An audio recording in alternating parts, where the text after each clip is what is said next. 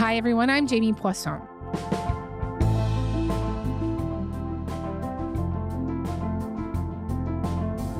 Should China worry about U.S. tariffs? We never worry about it. Why not? Yeah. We only focus on ourselves, how we can do much better. We don't worry about others. So you don't worry about President Trump's next moves? Of course. Nobody worry about it. That was the voice of a Chinese bureaucrat in Beijing last month in response to Trump's first round of levies on Chinese exports and in anticipation of what was to come. That sentiment is a really great illustration of what appears to be China's general approach to their relationship with their once adversary turned ally, turned strategic rival, turned adversary once again. A few days after that clip, the Chinese Foreign Ministry released a statement directed at the United States, which read in part, "Bullying does not work on us. Pressuring, coercion, or threats are not the right way to deal with China. If war is what the U.S. wants, be it a tariff war, a trade war, or any other type of war, we are ready to fight till the end." The two superpowers currently find themselves in an enormous trade conflict. The U.S. has placed a 145% tariff on China, and China has responded with a 125% levy of their own, including halting the export of critical minerals and suspending the purchase of Boeing jets. Now, the China-U.S. relationship is long and storied, but if we are to understand the logic of Trump's tariffs, we must first understand their primary target. And the relationship which binds together the two strongest, richest, and most advanced countries in the world. China is reported to look at the destabilizing force of Trump as a moment of opportunity, and they've drawn parallels with the unpredictable and violent behavior of their most famous modern leader, Mao Zedong. David Rennie formerly worked as the Beijing correspondent for The Economist, where he today works as a columnist. And he's here to join me for a conversation about why, as world leaders scramble and panic to respond to Trump, China is playing hardball.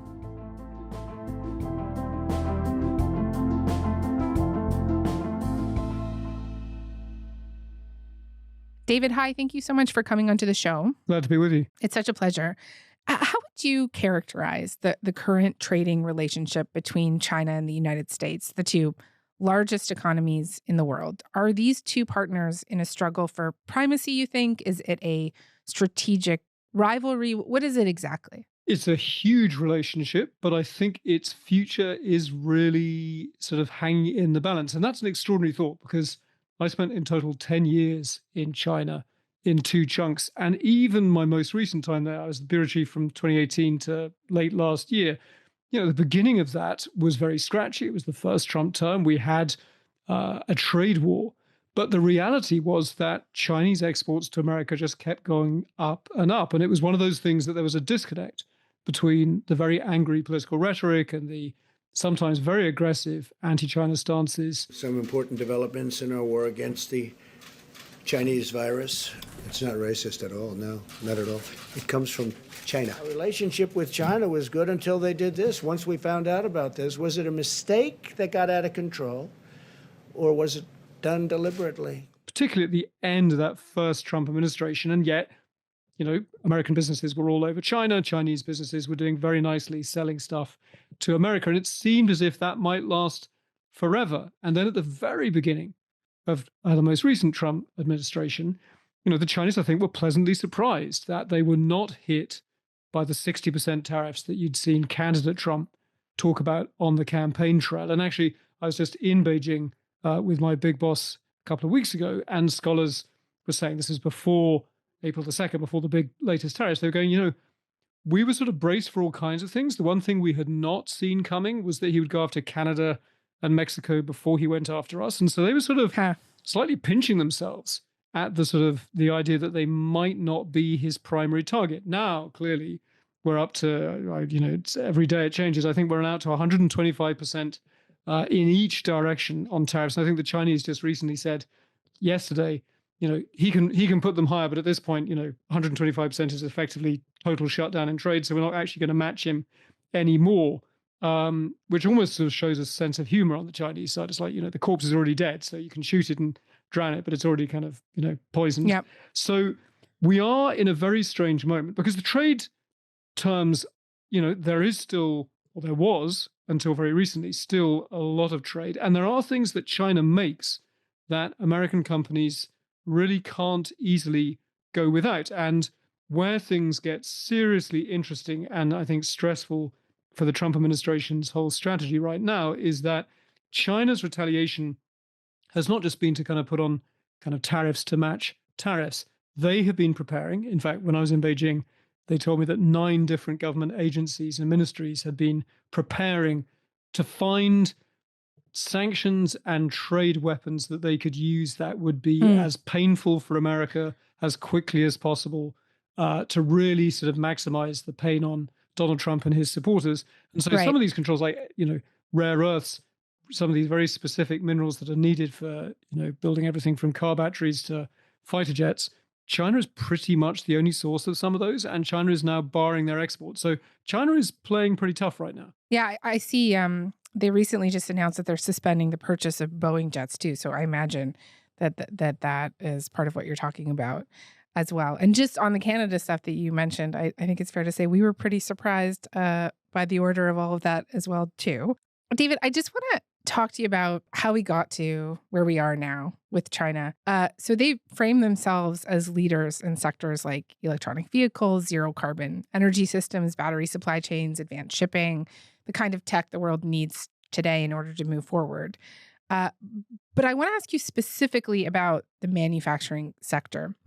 There was a time in the post-war period that the U.S. was known as the factory of the world. The U.S. produced half the world's manufactured goods, but that moniker now belongs to China, of course. It is home to a manufacturing sector carefully built over decades, right? Even Trump himself used to make his namesake products in China. Ties? Where are the ties made? These are beautiful ties. They are great ties. The ties are made in where? China? Ties are made in China.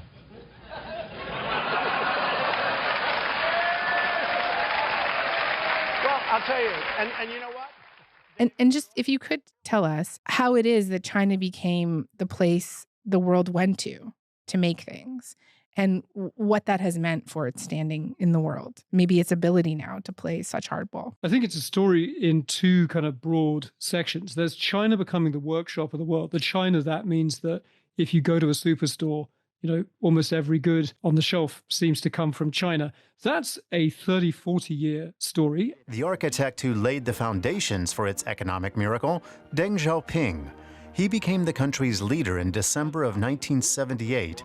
Under him, private companies were allowed into China along with foreign investment. As multinational companies flocked to China, it quickly became the world's manufacturing hub. And growth became and still remains the Chinese Communist Party's #1 priority. That was seen as very good news by big American, Canadian, other Western corporations for a long time. They were finding cheaper places to make things, and the payoff for a long time was that, if you went to the superstore, things were really cheap. And so, I remember covering the politics of China trade back in, say, 2004. That was the first American presidential election I covered as a reporter. And back then, the China trade political row was basically, where do the jobs go? We used to make T-shirts in America, or we used to make, televisions in America, and, they're now made in China. And how did that happen? And who stole the jobs?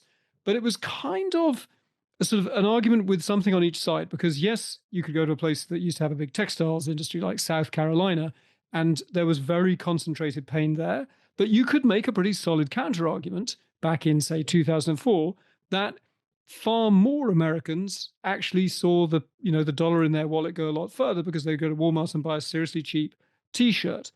And that story, is part of the Donald Trump charge that the jobs were stolen, that big companies were greedy, that those manufacturing jobs should come back. And there is something quite retro in some ways about many of the justifications that we're hearing from President Trump this time around. The core to our workforce is going to have the greatest resurgence of jobs in the history of America to work on these high-tech factories, which are all coming to America. I think the heartland of America, President Trump is adamantly focused on bringing those jobs, that investment dollars back into our country to reindustrialize America. For 40 years, we have gone down that pathway. We've seen closing factories. We've seen rising inflation. We've seen the cost of housing so high that most Americans can't afford to buy a home right now. President Trump is taking this economy in a different direction. He ran on that. They are kind of familiar going back to, those political rallies that I heard on the campaign trail 20 years ago.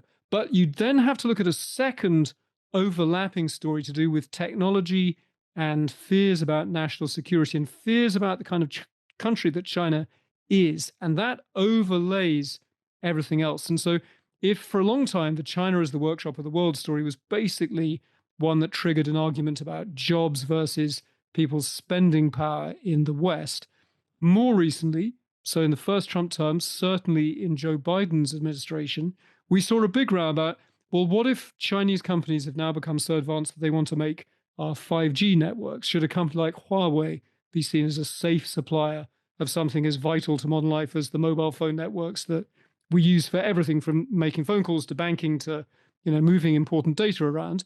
And the answer increasingly over the last few years has been, actually, maybe that isn't so safe. Maybe that isn't so smart, because China didn't just want to be the workshop of the world. It wanted to be at the top of the value chains of modern globalization. That turned into a pretty serious problem to do with trust, because suddenly China wasn't just making T-shirts and tennis shoes. It was making the TikTok app that sat on your teenager's smartphone that they spent hours of their day sharing their most sort of intimate data with. And people started to ask hard questions about, what did that mean that the parent company was Chinese? This morning, TikTok is shut down for 170 million U.S. users as a landmark ban on the app takes effect. Late Saturday, this message appearing on screens, saying a law banning TikTok has been enacted in the U.S. Unfortunately, that means you can't use TikTok for now. We are fortunate that President Trump has indicated he will work with us on a solution. Stay tuned. But actually, as I say, Donald Trump actually doesn't seem to care that much about it. He's really focused on cars and steel and, old-fashioned manufacturing jobs. And so China, as well as every other trade partner in the world, is left really wondering what the end game is of this absolutely extraordinarily aggressive trade war. Is it kind of to limit China's rise as a high-powered, high-tech superpower? Or is it kind of back to the future? It's kind of, we want the 1980s back. I mean, do you think that they know what the end game is, the Trump administration? No. I mean, I was just in Washington last week, and I had meetings with people inside the Trump kind of machine. And it's almost kind of a point of pride with them to say that the whole genius, the kind of the 4D chess of President Trump is that he doesn't give the end game away. I think one's entitled to be a bit skeptical and to think that that's kind of a sort of, it's a good way of describing the fact that there's a really, really kind of muddled rationale being made by different people at the top of the Trump administration. People say with a completely straight face that this is about bringing the manufacturing jobs back. In the next breath, another cabinet secretary will give an interview saying, no, the whole point is that this is an invitation for the world to come and negotiate and suck up to Donald Trump and cut a better deal and lower their tariffs in exchange for some mercy from us.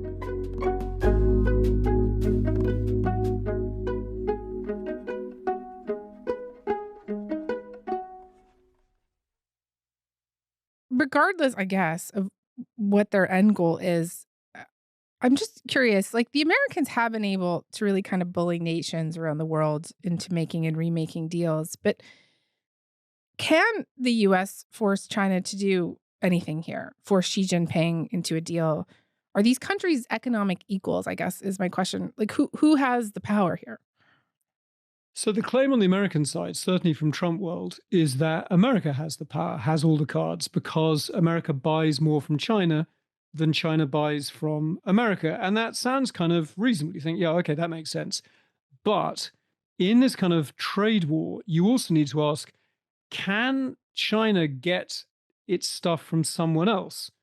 Can America get its stuff from somewhere else? Because if you're trying to kind of work out relative leverage, you need to know whether people have alternatives. And there, the picture gets a lot less comfortable for America, because China, for example, buys an absolute ton of soybeans from American farmers. And that's been really good in states that reliably vote for Donald Trump. But if it can't buy them from America, or if it chooses not to buy them from America, it can buy them from Argentina and Brazil. And that's a point that you hear made by government advisors in Beijing. I mean, they made it, in meetings I was in. The Americans, if you're trying to buy specific rare earth minerals, actually some of those China has, 90+% of the market. And that suddenly means that China might have more leverage than you think. And then, as the dollar comes under really very unusual, I don't want to say completely unprecedented, but very, very unusual scrutiny this week as markets go kind of crazy, to use the technical term, there's been real doubts about the safe haven status of the United States dollar, which is pretty unusual territory to find yourself in. And normally, when things are really rough, the safest investment in the entire world is a United States Treasury bond. And right now, that is being kind of questioned, and there's new notes of doubt around that. Well, if the United States is really concerned about whether its Treasury bonds are going to come under new scrutiny, that immediately starts a whole conversation about China, which doesn't have as many Treasury bonds as it used to, but still has a really huge amount of Treasury bonds, which was where it earned a lot of dollars selling stuff to the world, and it stuck them in Treasury bonds because that was the safest of all places to put it. So actually, China is one of the biggest single holders of US Treasury bonds. If the US Treasury started to get into real trouble with international doubts about the status of the dollar and the status of those bonds, normally you would have a conversation with the biggest holders of those bonds to make sure that they were happy. But right now, that's overwhelmed by everything else that's going on in the US-China relationship. So if you can imagine kind of a financial dashboard where sort of every single warning light is flashing red at the same time, that's kind of where we are. So just continuing with the dollar for a minute, China has had this role in decentralizing the US dollar, right? And working to create an alternative economic pathway that's now called BRICS, something the US is very concerned about. An official with the Deutsche Bank said last week, quote, "The market is reassessing the structural attractiveness as the dollar is the world's global reserve currency and is undergoing a process of rapid de-dollarization." So with BRICS and China in mind, I wonder if you could talk to me a little bit more about what their general attitude has been to de-dollarization, how it functions in all of this. So there's been a really big shift over the years. I mean, one of the things, if you go back 20 years to the days when everyone seemed broadly happy with China and America's sort of incredibly beneficial and profitable mutual relationship, one of the things that American economists and leaders would talk about is this kind of virtuous cycle where America bought tons and tons of Chinese stuff, paid for that with dollars. The Chinese then needed to stick their dollars somewhere safe. They would buy US Treasury bonds. And if you go back to, say, the days of George W. Bush, that torrent of Chinese money coming in and buying US Treasury bonds meant that the US government didn't have to pay very high interest rates to borrow. It was a massive source of really, really cheap credit for the American government, which allowed successive American governments of both parties to run up enormous deficits and, basically allowed ordinary Americans also enjoyed very low interest rates. And part of that was this torrent of Chinese money looking for somewhere safe that was dollar denominated. That is over. And we're now in a world where, as trade currently is decoupling, that is joined by China's unwillingness to be so utterly dependent on decisions that the Federal Reserve makes about monetary policy. Because, one of the things that America has enjoyed for a very long time is, as the world's reserve currency, it got to take decisions that were, basically in the selfish interest of the American economy, and everyone else in the whole world had to basically just go along with it because dollars were the safe haven, but you didn't control the monetary policy attached to that reserve currency. Where we are now is a very complicated finance moment, but also really, really gnarly kind of political moment. Remember in the campaign, Donald Trump started threatening to go after any member. You mentioned the BRICS group, so that's the emerging markets that have been lumped together in this BRICS kind of grouping. So it's Brazil, Russia, India, China, and South Africa, the original founding members. And they have been talking for a while about how unfair it is that the world has to use the dollar, which leaves them at the mercy of the Federal Reserve's decisions.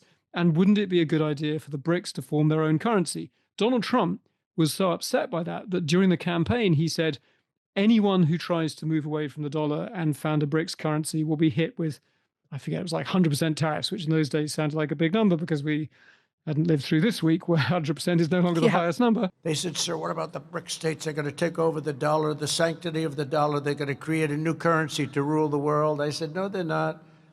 They said, yes, they are, sir. They said it. I said, no, they're not. Tell them 150% tariff Plus, we're not going to do business with them. So that was an interesting development. And actually, if you go back a month, so the ancient history of a month, there were Chinese scholars who would say to me, one of the things that we might be able to offer Donald Trump in a big kind of grand bargain would be, okay, we won't challenge the primacy of the dollar. We won't go all in on a BRICS currency.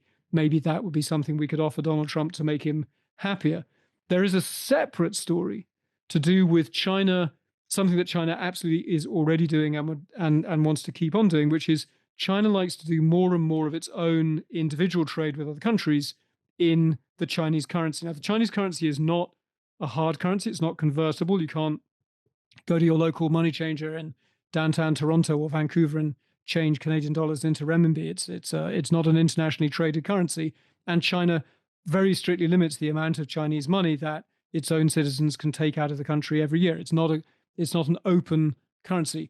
But if you are, for example, Russia selling oil and gas to China, particularly gas, they have increasingly, because they don't have a lot of choices right now because of Western sanctions, the Russians have been accepting payment in China's currency for that gas. And over the whole kind of universe of China's exports, more and more contracts to sell, Chinese machines, cars, batteries, gas, buy gas and stuff, they are denominated in the Chinese currency and not in the dollar. And that is a direction that China would like to go in. And part of that is because they saw the United States over several administrations using the incredible power that the US dollar has in the global financial system as an ultimate sanction.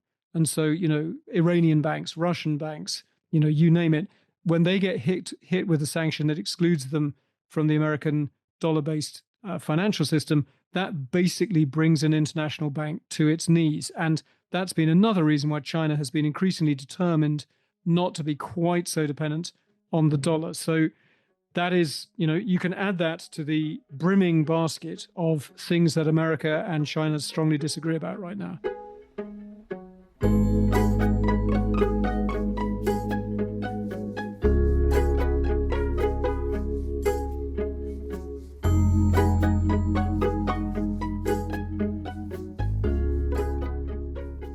One of the core questions here for me is about China's general attitude towards these actions from Trump right now, even in like a cultural sense. And you mentioned you were just in the country. From what I've read and watched, Chinese officials seem to have a real air of confidence or defiance in this moment, even maybe arrogance. I don't know if you would agree with that. That they're saying things like, China is fully prepared to fight to the very end because the world is big enough that the United States is not the totality of the market in the world.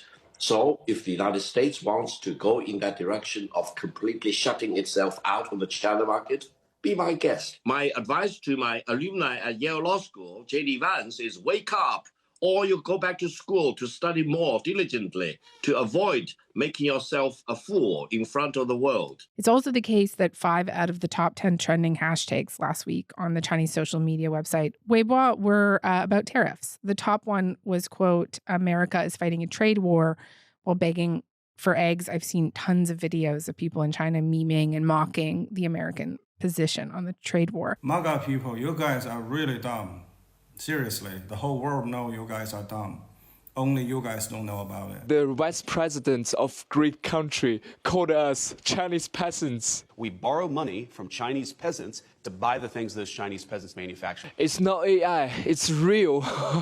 And I suppose are you surprised to see this kind of reaction? No, look, it's a mixture of propaganda, because China has a gigantic propaganda machine, but like all the best propaganda, it definitely captures something that is also real. And China has used nationalism to prop up its own one-party state for a long time. And a lot of Chinese people are also genuinely and understandably indignant at what they see as the latest example of a jealous, selfish, frankly, in many cases, they would say racist America that is trying to choke and keep China down because Americans simply cannot cope with a non-Western rival becoming a peer competitor. That is the story that we've heard from Chinese officials, Chinese diplomats, Chinese scholars, and many ordinary Chinese for a long time now. And so the story has been for a long time that Americans can't cope with a rival that doesn't look like them, that is Asian, that is non-white, non-Christian, non-Western. That's the argument they make. And so, going back to the first Trump term, then certainly through Biden, and now second Trump term, it's all part of one long unhappy story of a jealous, declining, decadent America that is lashing out as it kind of goes down. The kind of the aging heavyweight stumbling against the ropes, kind of punching blindly as it goes down. That's the kind of vibe that you hear. And so to a lot of ordinary Chinese people, this is surprisingly almost what they were expecting. There's been a lot of reporting in recent days with Chinese officials framing Trump as like a revolutionary force. Some have compared him explicitly to former chairman of the Chinese Communist Party, Mao Zedong, who led a campaign of violence and revenge against his country's cultural and political elites, known as the Cultural Revolution. Of course, a lot of these officials and establishment figures in China making these comparisons will have themselves lived through and been persecuted during the Cultural Revolution. Do you think they're making this comparison to Trump in earnest? If so, like on what grounds? I think they are. And it is really startling when you hear people make that comparison who lived through those years, who may have lost their youth, may have had no education in their youth because, the university they wanted to attend was kind of shut down and the persecution of the professors. I have sat through meetings in Beijing where, really well-known older scholars will make that comparison with the Cultural Revolution, will compare, say, the Doge kind of activists being sent by Elon Musk into government ministries to destroy the bureaucracy. They will compare those young kind of zealots, in their view, to the Red Guards, who under Mao were unleashed to, burn libraries, destroy temples, and take professors out of university campuses and march them to the countryside to kind of perform hard labor. And so it's not a comparison that I would ever dare make because it's such a dramatic comparison, and a 70-year-old professor making it is also describing something that may have destroyed his own youth, may have led to the terrible suffering, even death of members of his own family. They are making it. The fact that I've also heard Chinese diplomats make it does make me wonder whether some part of the propaganda machine has sent out a signal that it's encouraged or permitted to make this comparison, because normally the Cultural Revolution and criticizing Chairman Mao for being a kind of very destructive force, which he absolutely was, that's normally taboo. It doesn't suit the Communist Party to allow any criticism of any former leader of the party, including Chairman Mao.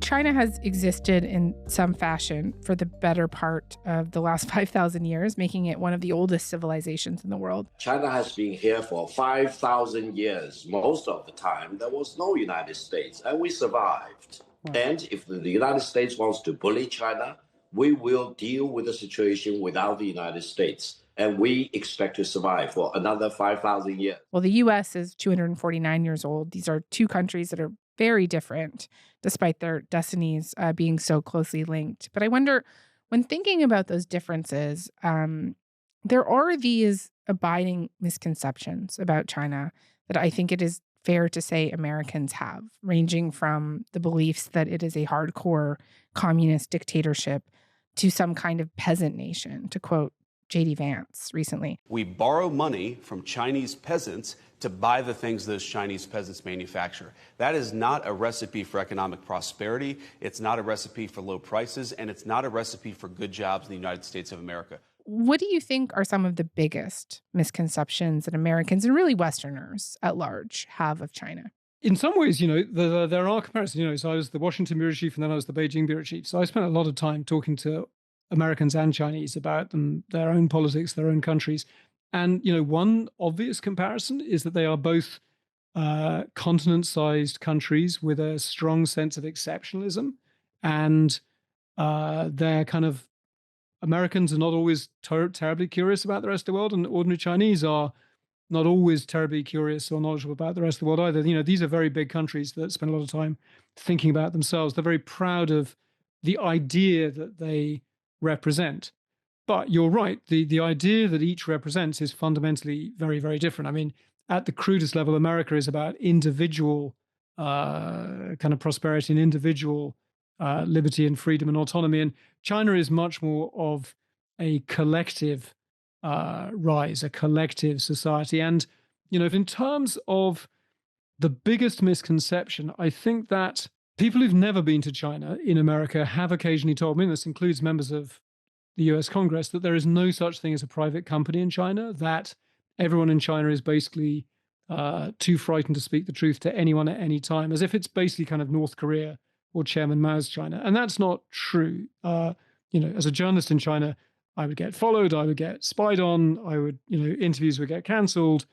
People might get into trouble for talking to a journalist like me, and that was a huge concern for me. So it is absolutely not a free country, and Chinese journalists exist in a sort of incredibly constrained space where they're taking huge risks if they write the truth in lots of circumstances. So it is not a free country. It is a repressive, authoritarian country, but it is not North Korea. There are lots of gaps. There are Chinese people with opinions that in private they will share with you. There are private businesses that absolutely would like to have as little to do with the Communist Party as possible. Now, you may not be interested in the Communist Party, but if the Communist Party takes an interest in you, then you don't get much choice in that.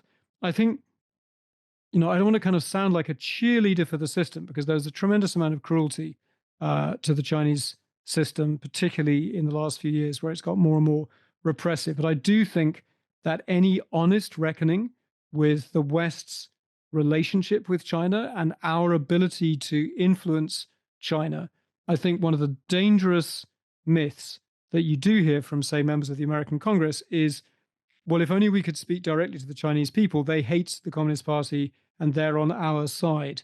And it's a lot more complicated than that. It is partly to do with nationalism. It's partly to do with an increasing sense in China that America has had its better days, that Chinese students will come back from studying in the States to say, you know what, their airports are really shabby and rubbish compared to ours.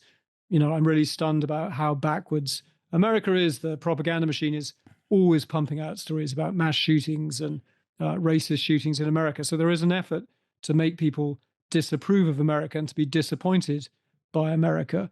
But, I think that the Communist Party has also just genuinely done a very good job of presenting itself over, decades and decades of one-party rule as it just is authority. And, a line that I've sometimes tried out on Chinese friends who do agree with it is, for a lot of ordinary Chinese, day to day, the Communist Party is a bit like your parents. It's not like a government that you chose at an election as you would in Canada. There's no choice about it. It just is authority. It's like your teacher at school or your parents. And so a good day is when your parents are nice to you, and a bad day is when your parents are mean to you. You don't want to be an orphan. You don't want to have no parents. And they have very cleverly positioned themselves as, without the Communist Party in charge, there's just chaos. There's just a kind of howling void of anarchy and chaos and division that allows foreigners to come in and dismember China. And that story has been very, very deliberately pushed by schools and universities for 80 years. And that has had a very big effect on how Chinese people think. And unfortunately, Donald Trump coming in and looking chaotic, looking incompetent, looking as though he is in hock to big business interests is a win for China's propaganda machine, because he is reinforcing everything negative that China has been saying about America for a very long time.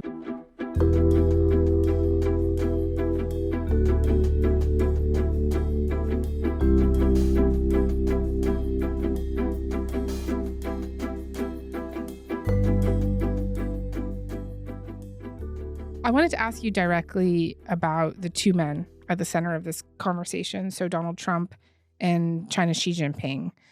So Trump, as many will know, spent his life pre-politics as a New York kind of socialite, reality television host, real estate figure. Xi, on the other hand, has been closely involved with the Chinese Communist Party for most of his life and descends from the kind of political family we talked about being persecuted during Mao's Cultural Revolution. He is a product of the Chinese political and intellectual system and the Communist Party's line of secession. Trump is someone who does appear to respect power, right? Strong men, and Xi is maybe the defining strongman of our time. And I just wonder if you could talk to me a bit more about these two, about how Xi has approached the Trump relationship and give us an insight into the kind of man that Donald Trump appears to be trying to bully or pressure into a deal? Yeah, you must have read my mind, because I've actually just filed a column to my editors where I make the point that, Xi Jinping has been a hard man, back when Donald Trump was just playing one on reality TV. And this, he comes by this, as you say, from a very brutal childhood. I mean, in his youth as a teenager, Xi Jinping's father, who was a member of the Politburo, was purged in the kind of the worst of the Mao years. And one of his half-sisters killed herself because she was being persecuted. Xi Jinping was exiled to a dirt-walled cave for a while in the countryside in a very poor area of China, was threatened with execution at some points. And there was a fascinating interview that Xi Jinping gave now, more than 25 years ago, when he was still a provincial official. And he was talking about politics. And he said, people who don't know about power, they think that it's kind of glamorous and remote. And he said, what I see is not the superficial things, not the flowers and the glory and the applause. I see the Red Guard detention centers, and I see people betraying each other and blowing hot and cold. And so I think that there is a sense that Xi Jinping is a man with an exceptionally bleak sense of a world that is kind of naturally chaotic and dangerous and brutal and aggressive. And, maybe that's Donald Trump's worldview, but I think Donald Trump has actually led a very privileged and sheltered life in comparison. And I think there is, among some in China, a sense that Donald Trump is an unserious man, a selfish man, a kind of spoiled rich guy, and that Xi Jinping has the measure of him. But that I think is not necessarily only to China's advantage, because I think that what you see right now is that the rigidity and that obsession with order and discipline that Xi Jinping has kind of really inculcated in his now, 13 years at the top of the Chinese Communist Party, I think makes it very hard for the party to deal with Donald Trump, because Donald Trump is so unpredictable.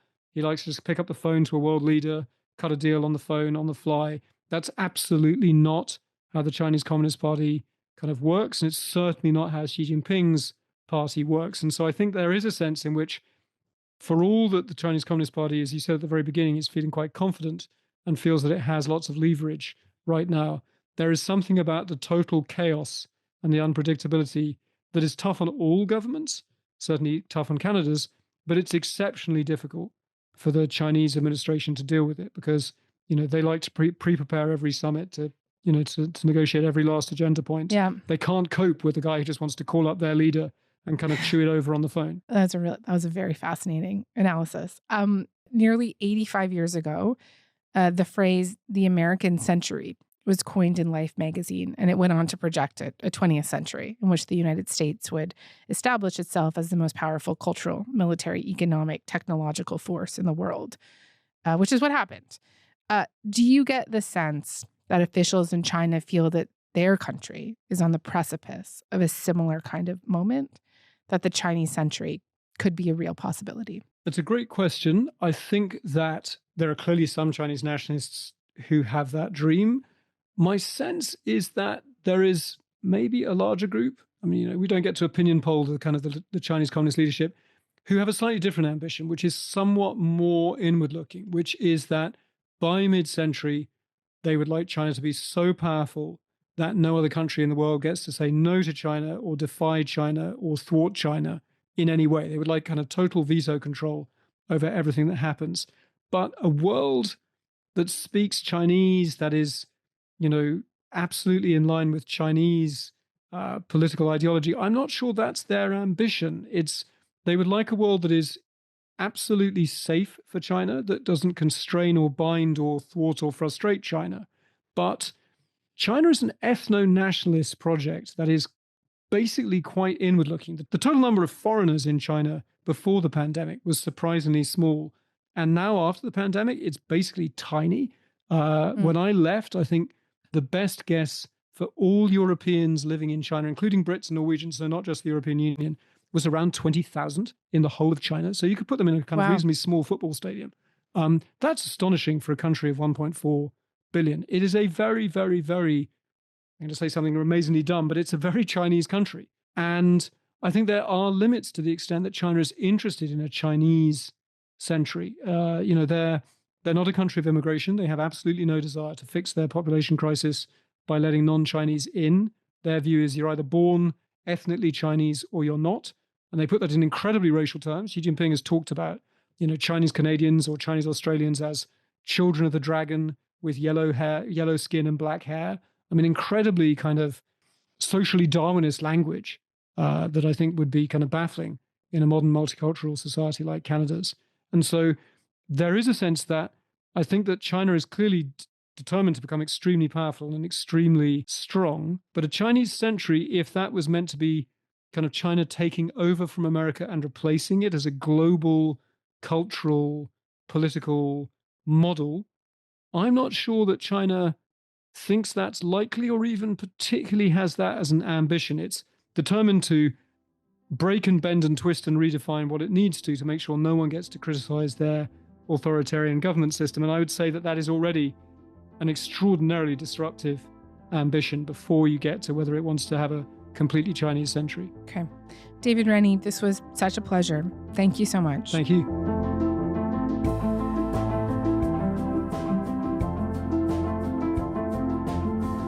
All right, that is all for today. I'm Jamie Poisson. Thanks so much for listening. Talk to you tomorrow.